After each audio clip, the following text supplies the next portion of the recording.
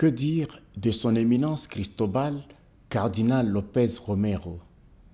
La République démocratique du Congo se prépare à recevoir son éminence Cristobal, cardinal Lopez Romero, salésien de Don Bosco. Il sera reçu dans l'église Famille de Dieu qui est à Lubumbashi par la Société de Saint-François de Sales, salésien de Don Bosco de la province d'Afrique centrale Marie Assunta. Celui que nous accueillons est de nationalité espagnole. Il est né dans le sud de ce pays. Déjà très jeune, il a fait ses premiers pas chez les Salésiens de Don Bosco.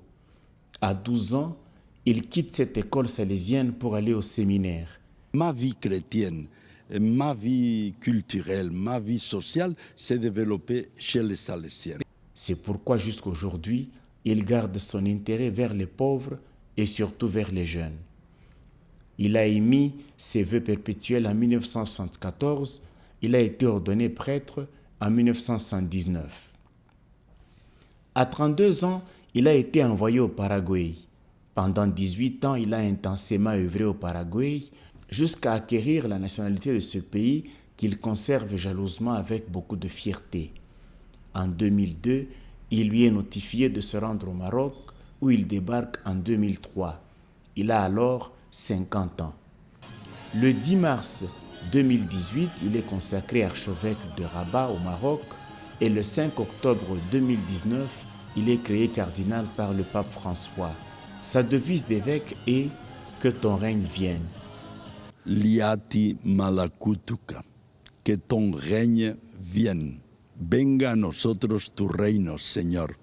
Adveniat regnum tuum, c'est ma devise d'évêque. Alors, j'ai choisi ça parce que j'ai compris, grâce au Maroc, que notre but, c'est de aider Dieu à régner dans le monde. Et c'est vrai que nous devons construire le royaume de Dieu, mais c'est Dieu qui nous le donne comme un cadeau. Les deux choses. Que ton règne vienne. Nous le demandons, mais en même temps, nous travaillons. C'est pour cela qu'on dit que quand Dieu travaille, c'est l'homme qui transpire. Lui fait que son règne vienne, mais il se serve de notre effort, de notre travail. Que ton règne vienne. Pour lui, Christ est sauveur de tout le monde. Il est toujours parvenu aux hommes par des chemins inconnus de ces derniers. C'est ainsi qu'il a ses propres chemins au-delà des hommes et même de l'Église catholique. De sa relation avec les autres, les musulmans, le cardinal Cristobal est le premier archevêque du Maroc et pour lui, Rabat est la capitale africaine du dialogue interreligieux. Il en est convaincu, c'est une réalité vécue au Maroc. Puisque l'on peut coexister sans se parler avec son voisin et on peut tolérer celui que l'on n'aime pas, dans ce cas, pour le cardinal, au-delà de la tolérance et de la coexistence, il faut s'engager positivement dans le dialogue. Une rencontre porte toujours des fruits et le dialogue n'est pas une fin en soi. Il tient ses idées originales de la rencontre de Sa Majesté le roi Mohamed VI et le Saint-Père le pape François lors de la visite de ce dernier au Maroc. Pour le cardinal, cet homme de paix et entreprenant par et dans le dialogue est compréhensible dans la vie de chaque jour, dans les relations entre communautés, entre étudiants, dans l'amitié sincère avec les voisins. Et non pas se limiter au débat théologique entre chrétiens et musulmans, ce qui constitue pour le cardinal Lopez une affaire qui engage plus des spécialistes en la matière que le peuple de Dieu tout entier. C'est cela, la vie telle que vécue au Maroc, une expérience inouïe. Il a trouvé au Maroc une petite église en nombre, plus de 100 nationalités dans une église moins nombreuse, mais une église significative par le message. Cette église est très catholique, très universelle, tournée vers le monde.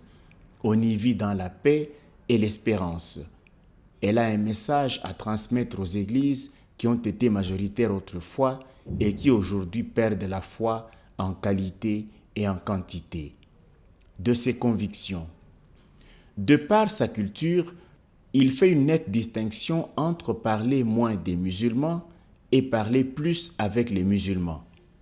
Parler moins des musulmans conduit inévitablement à arriver à dire n'importe quoi d'eux. Mais parler avec les musulmans finit par découvrir les qualités inouïes enfouies. Avant, il a travaillé dans l'Église et pour l'Église.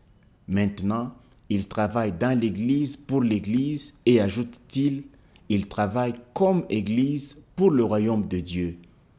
Il justifie cela par le fait que l'Église n'est pas un but en soi, mais une voie par laquelle Dieu passe pour établir son royaume. Ce royaume est un royaume de paix, un royaume de joie, de justice, d'amour. C'est donc un problème de conversion. C'est là que se joue le jeu du cardinal. Quelqu'un peut changer de religion sans se convertir, tout comme il peut se convertir sans changer de religion. Il reste convaincu que la dernière assertion est la meilleure voie. C'est sur cette voie qu'il se trouve, se convertir sans changer de religion. L'école salésienne a beaucoup d'influence sur la perception de la réalité de la vie et son expérience de mission au Maroc le place dans une position où il a un message à donner au monde, à tous ceux qui ont des problèmes du vivre ensemble. Il a sans doute à apporter beaucoup à nous qui sommes au rythme du vivre ensemble dans l'église Famille de Dieu qui est à Lubumbashi, dans l'archidiocèse de Lubumbashi. Alors pour moi, le Christ est tout et l'essence de ma vie.